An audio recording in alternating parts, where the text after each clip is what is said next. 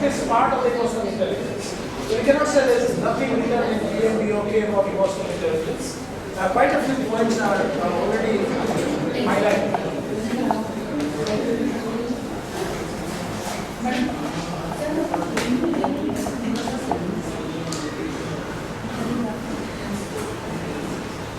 Okay, this is the framework how emotional intelligence applied to project managers. Very specific to project management competencies.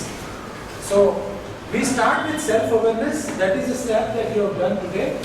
You might have done in the past as well, but today you have done a fresh start. So you are here at this moment. Now what you will do is you will go in these two directions. You will, after your awareness, you will go to self-management. You will also try to work on the social awareness part. And your final ultimate aim is to improve on these aspects, relationships. So you are here right now, you will work this way, you will work this way, and ultimately it will influence this.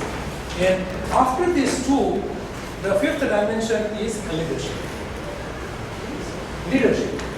So if you are able to manage relations, if you are able to manage yourself, and if you are able to empathize with the team members, actually you are a leader. So the outcome of all four areas would be a true leadership, which everyone admires and also is beneficial to business as well as individual without stress. Achieving project without stress in itself is a big achievement. There are 5 competencies. As you have seen, there are 5 areas that one needs to be aware about. So normally we recruit people based on their personality, based on their skills, knowledge, based on their past experience. But we either ask people to leave or people leave not because of any of this reason, but because of emotional intelligence or the weakness in some of these aspects. So if we are able to do this ourselves, at least we are utilizing intelligence for ourselves as well as for the organization. And if we educate our team members also on these aspects, believe me, the complete relationship as a project leader or manager to your team member will change. The way if you share this know-how to everyone, because everyone might not have got opportunity to educate themselves on these aspects. If you share this know-how to them, even their viewpoint towards you will also completely change. And your viewpoint towards them also will completely change. It doesn't mean compromising on any of the aspects of project management competencies or any of the quality criteria of performance. It's about understanding others and understanding self in a better way. And new yardstick is not about performance, it's not about technical aspects, it's about emotions. Handling self and handling others. Because we are service-dominated economy, and we are continuing to be service-dominated economy, we are going to work with more and more people than machines. So emotional intelligence will be very handy for next 10 to 20 years when we progress as a developed nation. So, Vivek, would you like to share your ancient wisdom? Yes, yes. Context to this?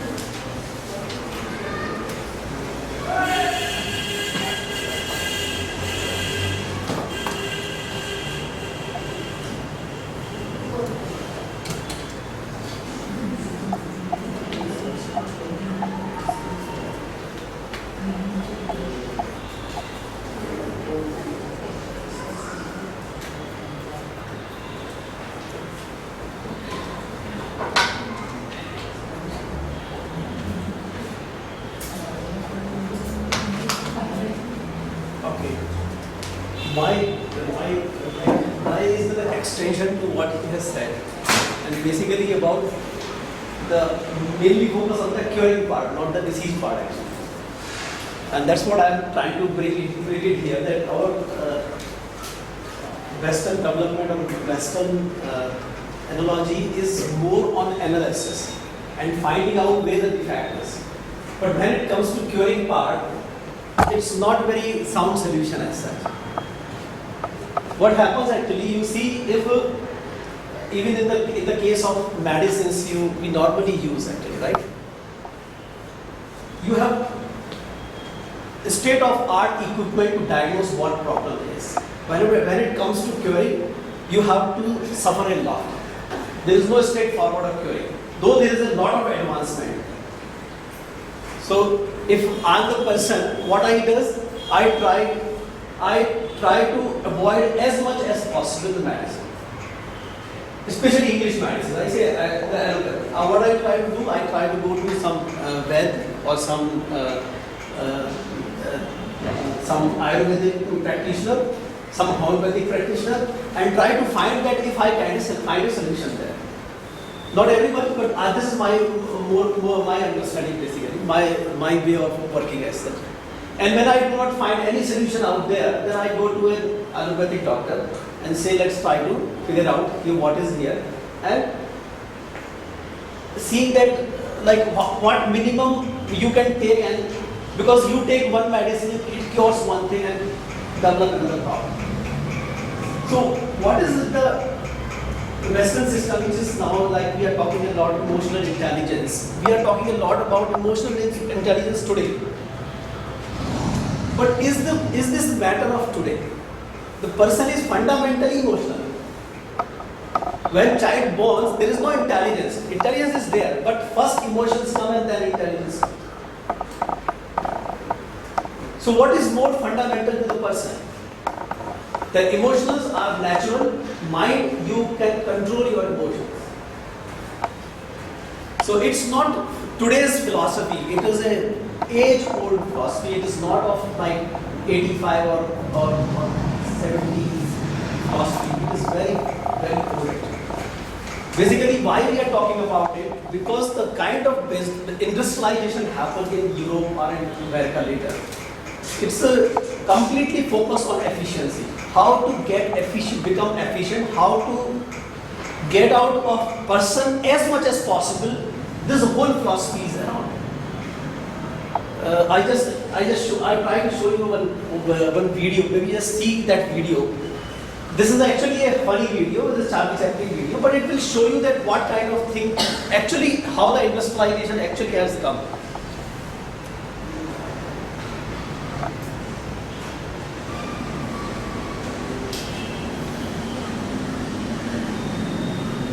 How this is working? Yeah, it is.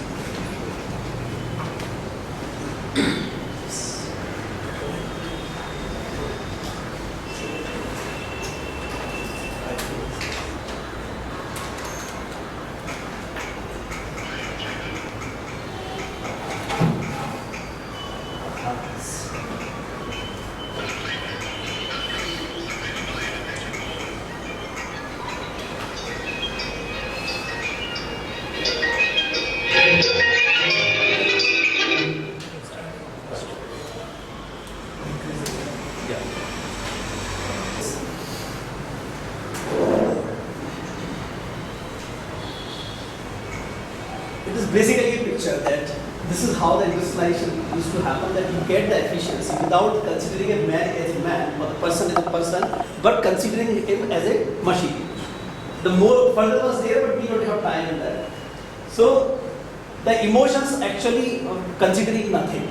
If you look at the evolution, the Europeans were going all around, all over the world, and trying to fetch from the people as much as possible, without considering them as a human being. Basically, emotion is all talk about human being. Now they were doing the same thing in their country, but when it getting over and over, the law started changing in Europe and America. But that didn't change for the colonies. Colonies, the things keep still the same, and in the colonies like India and other South Africa or other places, it is the same way they are doing. And the same thing we have learned from them become Jamidar. So Jamidar work, what is the Jamidar's work? Jamidar work to fetch as much as possible from the farm. So once you become free, once the freedom comes, the first thing or the after some time, Jamidar will get demolished, right? And we are more focusing on that the person should be treated as human. So basically, emotional intelligence is nothing but treating a human as a human. And seeing that the framework he is talking about, the framework what he has explained is managing self and managing people. If you can't manage yourself, you cannot manage people. If you are not able to sustain yourself, then how do you manage other people? But is the case, this is very new.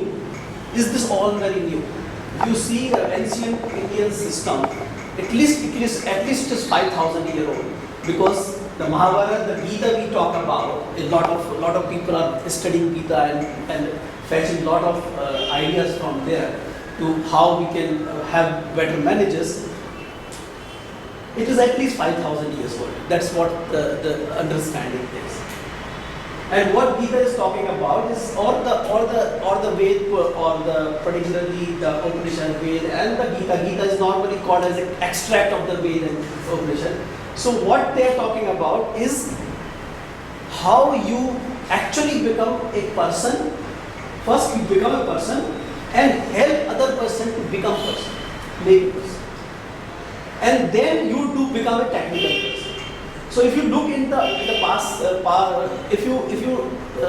I ask a question to you, that you want to be a citizen first or you want to be a professional first?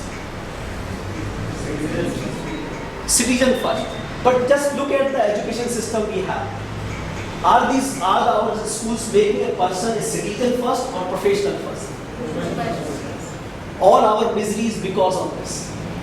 Because a person comes in the industry, come as a professional, he has no idea what a citizen is all about. What is his duty as a person towards the people around, towards the environment around. And that's what the emotional intelligence is all about.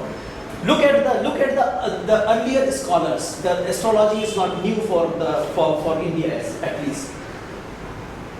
If you look at astrology, Aryabhat or other people who have been thousands of years ago, what do you think? They learned, they were not the masters of Ved and other system which was there in the Gurukul. What was the Gurukul system? Make a person first. So all Ved and related items are already teach the person. Once the person become person, he has an education of 15 years. Already in that, then he choose a stream where he want to work. So Aryabhat didn't start working on astronomy at the age of 5 or 6. He started working on that at the age of 20 or 25. So he taken a stream, a technical or the stream where he can make an employment after he become a scholar. And that was the focus all around. But the things have changed. Things have changed because situation has changed and the things have spoiled. I'll just take some of the examples especially from Gita, because Gita is more popular. Many people have read it and people at least listen it or at least heard about it, what is being taught, and the way that etc. are considered to be more complicated in that sense. So what the focus of the Western thought is basically taking the efficiency out of the person. Now, because now they are thinking that it is not going to work. People are people. They cannot be made as machine. We are talking about people think also. They cannot be treated as machines. So emotional intelligence come into picture from where when the industrialization actually come into a quite development. Now 80 or I say around 80, and then after 80 is actually the people talking about that don't talk about intelligence only, talk about emotions only. Then the people started coming out in Europe, especially in America, They talk about people are people, let's behave with them as people. And that's where the emotional things, the multiple intelligence come into picture. Multiple intelligence. Multiple means not only intelligence, it is emotional intelligence as well. Then it started coming into picture in the Western system. If you talk about many people who are scholar in India, if you talk about, they will tell you that the real stuff I have learned not from the school but from my parents. Because for somehow the schooling system have been influenced by the Britishers, but somehow at home the things are still not so influenced. And people are still talking about ethics, people still imbibe that how you will be a good person, how do you behave, how do you be in the society. So many people will tell you the real stuff I am learning at home, not at the things which are making me success in the industry is actually I have learned at home. Because it is your softer aspect which make you succeed in the workplace. You know, Shiv Khera knows. He says people are hired for technical stuff. How you do interview? What you know, A, B, C, D, X, Y, Z, all technical. When we fire a person, this person is not good. We say this person is not good. Why? Because his behavior is not good. So most of the people get fired because of their behavior is not good. And all behavior science is all running after emotions. Behavioral science, how do you act in a particular situation.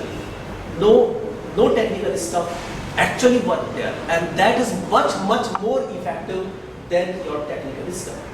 So now we are talking about, don't talk about, first see the person's attitude, how the person attitude. But there is no way how to find out person's attitude in an interview unless you see him working. So that dilemma keep going on.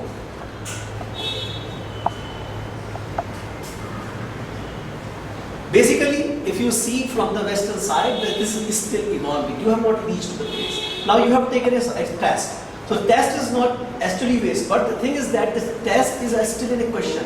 It doesn't give you correct picture because you are talking about yourself. Your perception about yourself may not be right. But it still gives a lot of sense about you. It gives a moment to think about my behavior and see that it is right or wrong. And at least look for some kind of cure. But when it comes to cure, what Westerns think that you will start working on once you realize, because there is no medicine for that.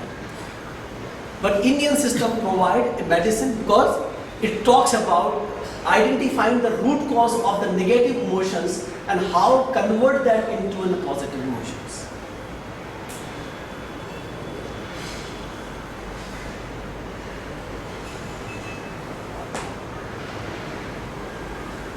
How to come out from that negative emotions. And so Gita is a very popular one. So that's why I took the mainly some examples from there, that how Arjun basically in a distress situation, and why the Gita is more mainly relevant, because people used to think that these Ved and all these things is the people who actually go to jungle on Himalaya, and or they take a sannyas kind of thing. Only this is only valid for those people.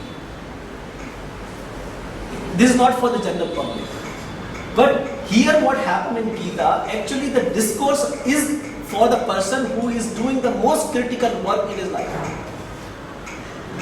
And Krishna become mentor for him, trying to motivate this person who is absolutely in distress, in an extremely distressed position, don't want to kill his skin and kill because emotionally he is attached. Because he is emotionally attached. And now he is telling that I am trying to run away from the situation, and he is trying to tell you that bringing him back onto the action. And the whole Gita is all about. Probably it will be like you read it for maybe a month or so, but it was probably not gone beyond 1 hour or so when it was in the war as such. But in a conversation, it gives a very valid point to think how you can come out. Now this is one of the shlok from there actually. नास्ति बुद्धर्युक्तस्य न चायुक्तस्य भावना न चापभावितः शांतिर शांतस्य पुनः सुखम. A person who has not won his heart and senses. So heart means your emotions, and the senses. He cannot go and achieve happiness.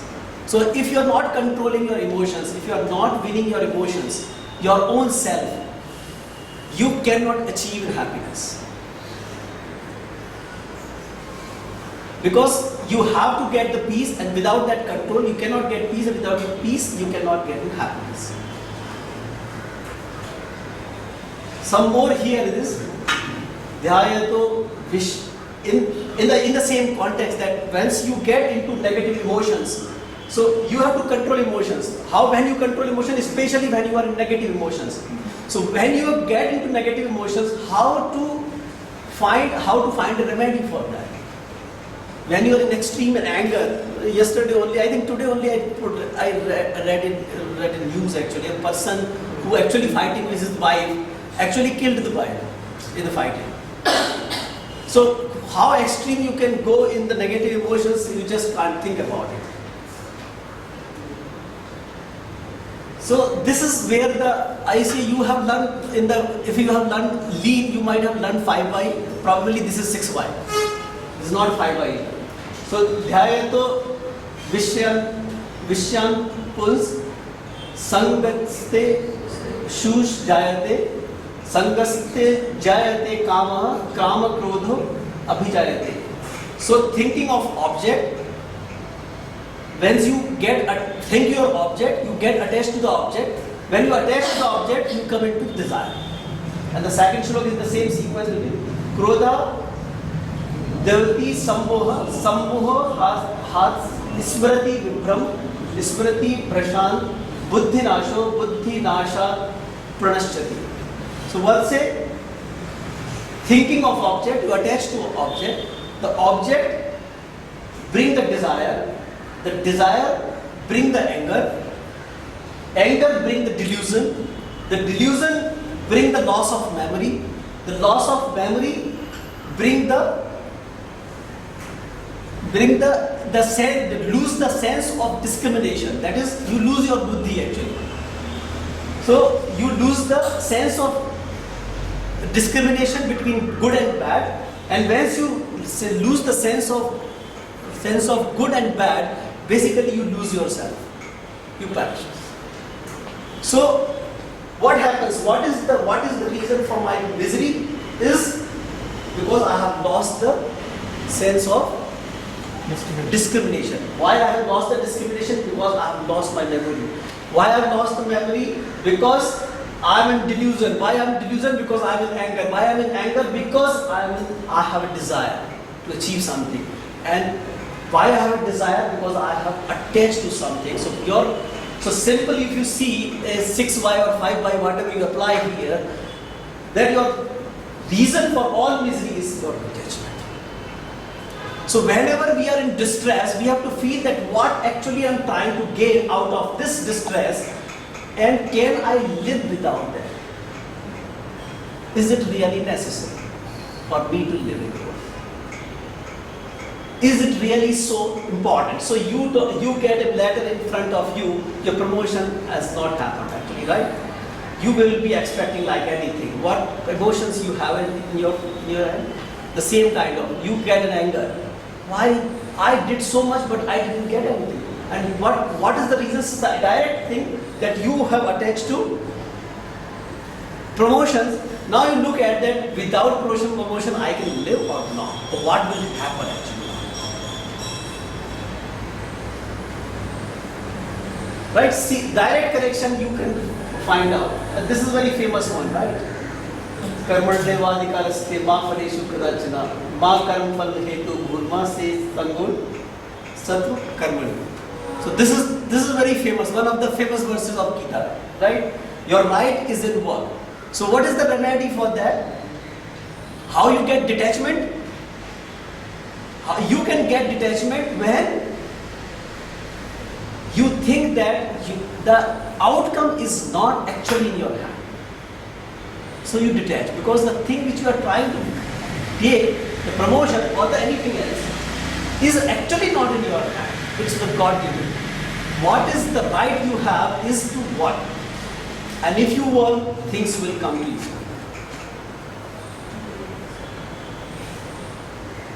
So, though there is nothing mentioned that fruits will come to you, the only thing which says your right is only in the work, not in the result of the work. Result of the work is the God given, and leave it from yourself. And that's where the detachment actually comes into picture. And it can be as small as my, I just trying to, in a discussion, I'm trying to win the discussion because I want some respect, or I want to show people that I am the best person in the whole crowd. Maybe it is as small as this, or it could be as big as in the war the Arjun is in distress and trying to figure out what to do. I just 2 days before, I just saw this movie called Everest. So there is a camp leader who is taking the whole a group of people to the Everest. So going to Everest is not a small thing as such. So it's a pretty distressing situation many times, and it's too difficult actually in an environment where there is no oxygen or less oxygen, and it's all ice and kind of storm and keep coming up.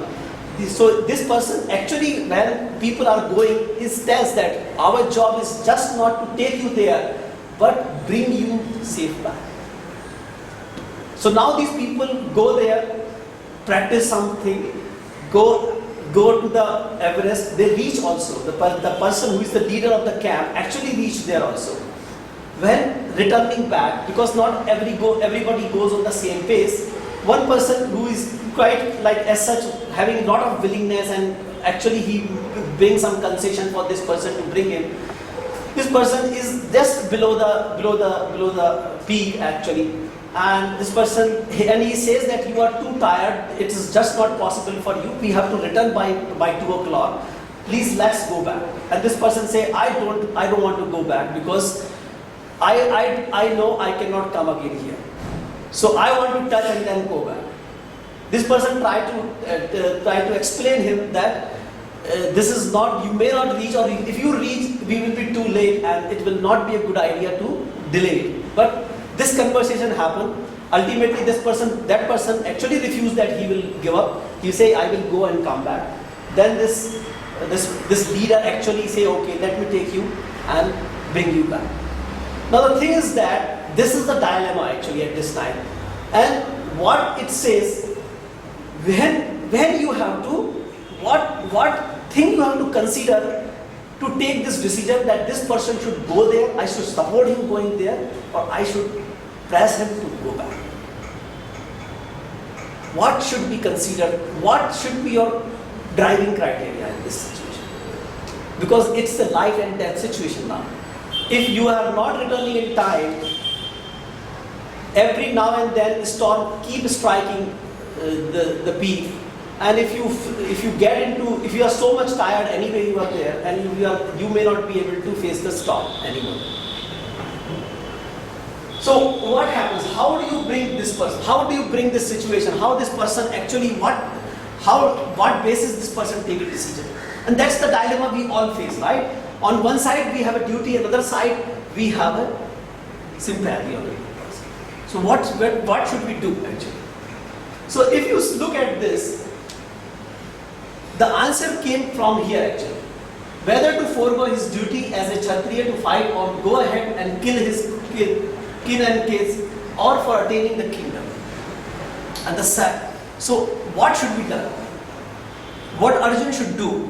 Should go ahead and kill his dear and dears, or should give up? Because this not be a good idea to kill the people. Now the answer is very simple actually. What should be the guiding factor in such situation? The action which result in the societal well-being, means in the favor of society, in the favor of other people You detach yourself from selfishness. It shouldn't be selfish. It shouldn't be your goal. What is this? So you fight, is you're fighting with the people in front of you, will it is well-being for the society or not? That's the only criteria you need to measure. Your selfishness shouldn't come into picture. Then you are on the right path.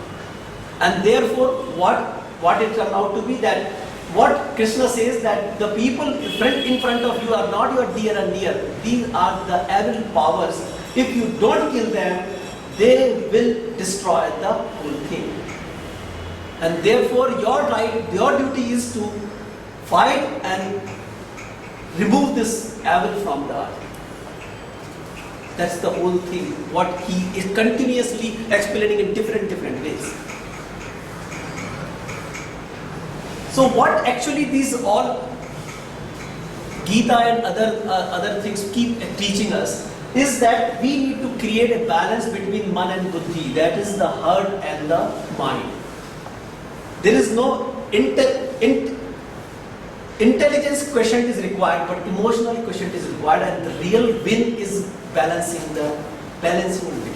So you cannot be a person of emotions and you cannot be a person of intelligence only. You cannot be a person of mind only and you cannot be a person of heart. If you are a person of heart, you end up doing things you cannot understand, like the person killed his wife, or you kill some other person, or you just give up because your child is asking for something which is not good for him. So what do? You go emotion and give him what is not good for him. But you apply your mind, so no, it's not good for him. Maybe we will do something, and you try to explain the child, no, this is not right. Even the child cries, whatever it does, you don't do that. And basically, we have both the things. The thing is that how we can achieve the mastery of this balance. So balancing is where everything is. So you cannot be a person of only IQ, you cannot be a person of EQ, but the whole thing is that because European and other development happened from IQ, the lot of focus was on IQ, the later EQ come into picture. Indian system is already focused on EQ and then talk about IQ to balance the EQ. Use the mind to balance, to control your emotions and your senses. And remove the desire or attachment as much as possible. So, what is in the Everest case comes into that. What was his aim? Is to take the people on the peak or take the people safe back? What should be his priority? His priority to bring the people safe back. You can try one more time. But on emotions, he lost that judgment. I say the sense of discrimination between right and wrong. And he ultimately surrendered in front of this person, took him to the peak, but never returned. Both of them never returned. Or many people didn't return, but both could be possible to come back by in time, but they never returned. And that's what normally happens. When we are in the office, if we take the decision in the interest of well-being of the environment around, in the name of people, in the name of company, in the name of me, all are part of the environment. Not only me, not only company, not only the people, but all three balancing. Then I think what we will do will be right, and there is no need to look for that what rewards you get. I think on a consistently basis, if you keep doing that, the rewards bound to come, probably not today but tomorrow. Now I just want to give you one example actually of this. There was a mission actually. The whale shark is the largest fish on the earth. Goes up to 50 feet in length, 10 tons in size, in the weight, and can live up to 150 years. What used to happen here? This fish is normally in the Australian Sea. But during the summertime there, it's too hot, it comes to Saurashtra side, it comes to Saurashtra for breeding. It stays there for 6 months, breed and go back. But what happens, though the name is whale shark, but this is very soft actually. This is very soft fish, doesn't attack anyone. So because the nature of the fish is very soft and the size is too big, if the fisherman catch even one, his job is done. So it becomes easy prey for these fishermen. What is happening? Almost 1,200 fishes are getting killed every year, not 1 year. Not every year there is such a size is getting. Ultimately, what happened? And another thing is that they don't allow it to breed. So the total generation, the number of the fishes are coming down drastically. The danger of their survival. So ultimately government banned the fishing for the whale shark. You cannot kill. But just by government regulation, things do not change. You have to bring a change in the society. Society doesn't change overnight because just you have changed the rule. People keep doing that, and because they are doing in mass, you cannot catch hold of the people and put all in the jail. Right? So there will be a social movement required. So there is a social movement started by the Tata Chemicals, basically led by Tata Chemicals, and a lot of other companies also joined, like Coast Guard they joined, the Wildlife Trust of the India joined. A lot of government and non-government organizations joined this mission to save this and to generate a kind of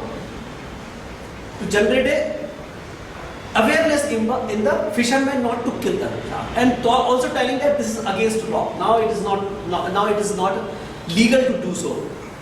But these kind of things have their own pace. Basically, it takes time. People don't just do you don't have miraculous power. I tell you to something do, and you start doing what I'm telling you. You have 100 questions to ask, and I cannot answer all those questions. So awareness is going on, but the pace is very important. Now, what to be done in such cases? How you actually change the mind of these people? So what happened? That this is what we can do with our team. As a manager, what we can do with our team to connect emotionally with the people, what actually people actually live for. What are their values? Everybody has values. What are their values? What they live, what is there, and then connect the project with their project success with those kind of things. You get their things like anything. So what happens? The Murari Bapu who keep telling Ram Katha to all the people, join this mission. That's why the spiritual leaders are very powerful, because they play with the emotions of the people. They can take you wrong side and they will take you the right side. We are seeing both the things. We are seeing the right side today. We are seeing the wrong side also today. And both are being driven by the spiritual leaders. Not everything I will say, but many of them are driven by, because they play with them, and these are very impactful. So Murari Bapu joined the campaign, and the things entirely changed. What he did actually, he connects. In his discourse, in his speeches to the people, he start telling that, what are you doing? It's a tradition in our India, in your community, that bring the daughter here for the child delivered in the mother's house. And so the fish is coming, carrying the child, and you are killing this fish and not allowing this born. And you should be the parent of this. So this kind of discourse he keep doing in his all things, and within a month or some very short period of time, the things absolutely change upside down. The people who were actually the bhakshat become rakshak. The people's mind absolutely changed. The people who were actually killing the shark, they started protecting the shark, the whole shark. Now they are allowing this fish to come protect it from the various adversaries and ensuring that not a single fish get killed. So they are not only forget about killing, they are actually protecting that as a parent, like a daughter coming to your home. And that's how anybody, what he does, he just connect the value of those people with this project. And the project overnight become success. 6-7 organization couldn't do, one person just did it in some time. Because that approach was linear, logical, but this was non-linear and non-logical. There was non-logical in this. But emotional quotient play a significant role. We both are here, so you can ask In questions. fact, you can share your Your experience also. I think that will be much better. I think you all come from industry and you must have faced this situation and you must have solved also some of the situations. It will benefit to everyone if you can share some of the examples. Maybe about your superiors, or if you can bring some of the best example that you have seen about some of the leaders that you might have worked with. Good or bad, and both the sides. I will say both the sides. Both the sides are there are things to learn. Because as far as this subject is concerned, I think everyone is a student. Everyone is trying to improve on day by day. More you are aware about it, it will be, your improvement will be faster. That's the only difference.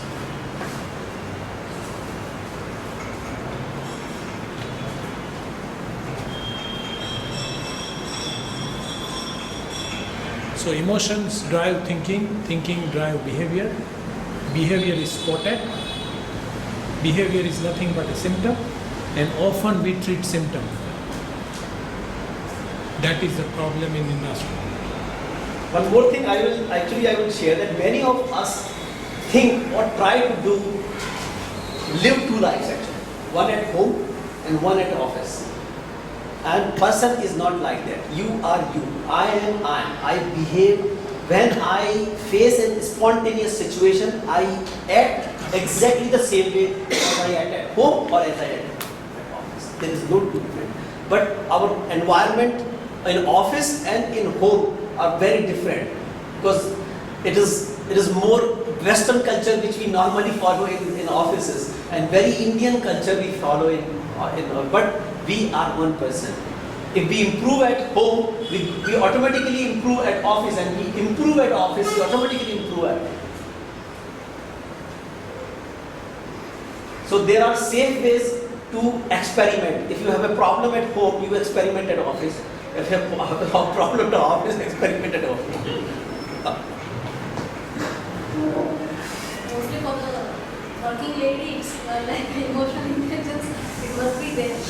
Like for the last 2 sessions, it was coming in Ganpati festival. I couldn't Right. attend it because of the home responsibilities and all. Right. Today is same, but today I chosen this second because today was also Navratri preparation. Correct. Now I started happy, right? I was saying that we have to do the preparation for the Navratri and you're going to Samina. So last time I chose the festival, but this time I chose the second. So this is my emotional intelligence. Yeah, trying to balance I have actually. to prioritize my things. I have to give importance to what I want to achieve, because I'm not really that kind of girl. I have to do the only own thing and all. So here I have to use the emotional intelligence. I think for working lady, I think there are a lot of challenges. It's not just one. I think there are many challenges.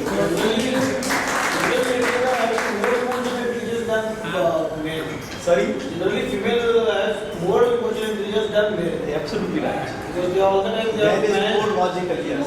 all the More, man thinks more in logical terms. Even- Normally get even- defeated very soon. Even research have proved that. Everyone we have to add to it.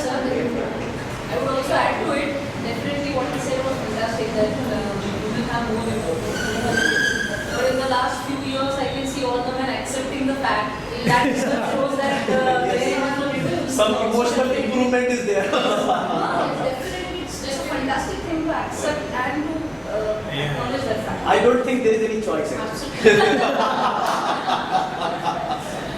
Yeah, because now research have already proved that. It's proven. Actually, you are saying yourself, you cannot deny the fact. It's a very transparent way. It is not like that one has to be there at home and male has to go outside. Right. It is a very transparent Facts approach. are established perfectly fine. Right. But beyond that, it's all about acceptance. Accept. Yeah, that's true. If you don't accept, you are living in a denial state actually. You are in denial state. But you have to acknowledge it.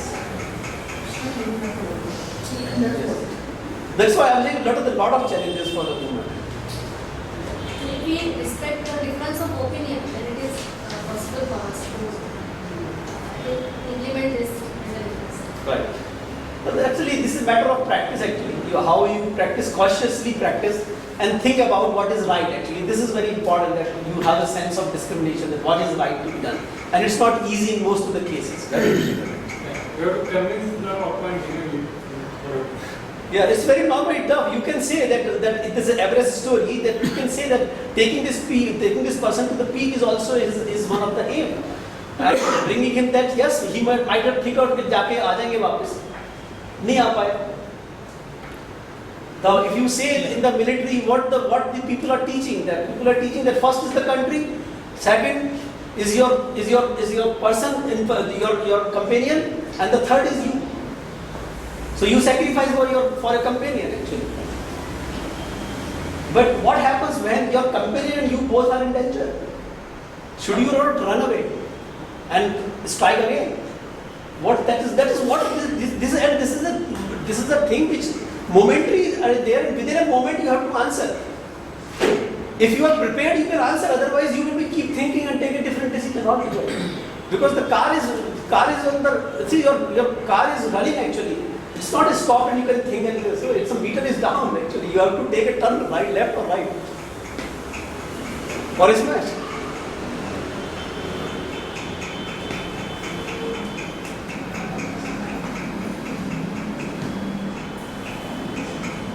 Done? Just Okay, get so me what are that. the key learnings from today session? Anger management. Yeah, okay. Emotions, all kinds of emotions, positive. EQ is important, IQ. Okay, EQ, balancing out. Okay. Yeah. Anything else? Self-management is Self-management is Self-management is- right. And for that, awareness is the first step. Analysis of the EQ versus IQ and self-management of analysis. Okay.